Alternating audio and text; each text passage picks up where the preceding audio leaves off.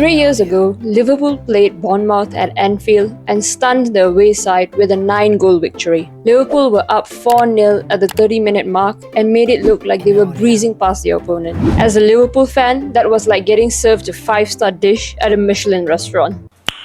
Nice. Getting beat in football at any level is pretty devastating, but getting beat 9-0 in the Premier League, that's a whole different set of emotions that you and I can't even comprehend. When your opponents look like they're practicing their rondos around you, you know you're cooked. But for the longest time, I thought nothing of that match. Sure, there were a few not so humble brags that I made to my cousins who were Man United fans. They needed to know that their team could never. But it wasn't until a few weeks ago when I was playing in a game and my team was down 4-0 at the 20-minute mark that I suddenly remembered this game. And a question popped in my head. Is this what Bournemouth felt like? Is this what it feels like to be on the receiving end of it? But more importantly, how did they even deal with it and keep playing? And sure enough, I found the answers that I was looking for before the game even ended. To answer the first question, is this what Bournemouth felt like? The answer is a resounding yes. Yes, this is exactly what they felt like, and to be honest, they probably felt worse. Anfield has the capacity to accommodate 61,276 fans, and of the 61,000, 3,000 seats are reserved for away fans. A bunch of professionals playing in an away stadium getting battered in front of 3,000 of their away fans. Fans who spent almost 5 hours traveling to that game.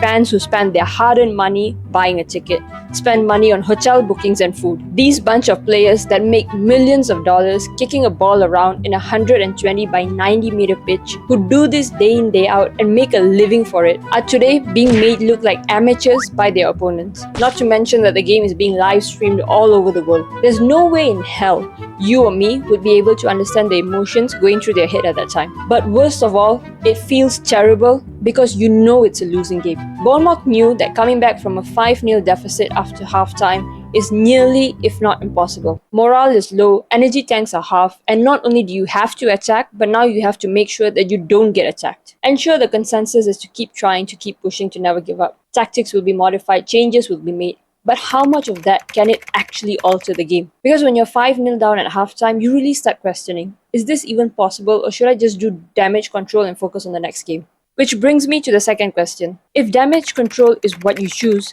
how do you keep playing knowing that you're 5-0 down at halftime? A few weeks ago, I played in a match where we were down 6-0 at halftime. We knew going into the game that the opponent was going to be better than us, but never did I imagine the score was going to be 9-0 at the end. Every through ball that was played by the opposition midfield somehow just leaked through the defense and it ended up in the back of the net. After the first 4 goals and the question popping in my mind, I realized something interesting. Despite being 4-0 down and the opposition making us look like children on the pitch, I had no emotions in me. Every time the ball would hit the back of the net, I would turn around, walk to the halfway line for a restart, and act like nothing had happened. It was almost as if that my brain was so detached from the situation, it would just move on to the next action. And don't get me wrong, I didn't give up, and I wasn't not trying. I just had no feelings in me. I wasn't frustrated, I wasn't upset, I wasn't mad.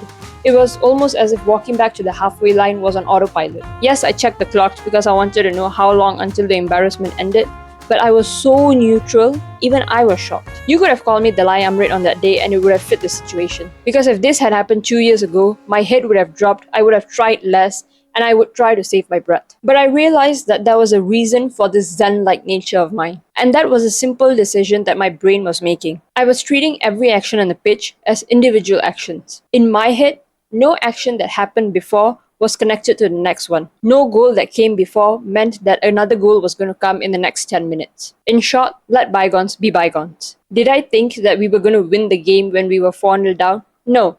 But did I think that they were going to score another one just because they had scored 4? Absolutely not. It's a different story that they scored 5 more, but in my head, there was no relation between the goals that happened and the goals that would come. And I think, actually no, I know that that's how pro players approach their games. I know that that's how Bournemouth approached it, and that's why they were able to keep playing. I know that's how Salah sees it, and that's why he went from a Chelsea flop to a Liverpool legend. I know that's how Chloe Kelly deals with it, and that's why she went from a Man City dropout to a Champions League winner with Arsenal. And that is why players are able to miss 5 shots and then bag the 6th one. No action in the game is connected to the previous one. Every action is a standalone, and it should be.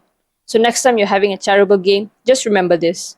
Treat your mistakes like singles and your achievements like albums. Thank you for watching. I hope you've gained something valuable from this video.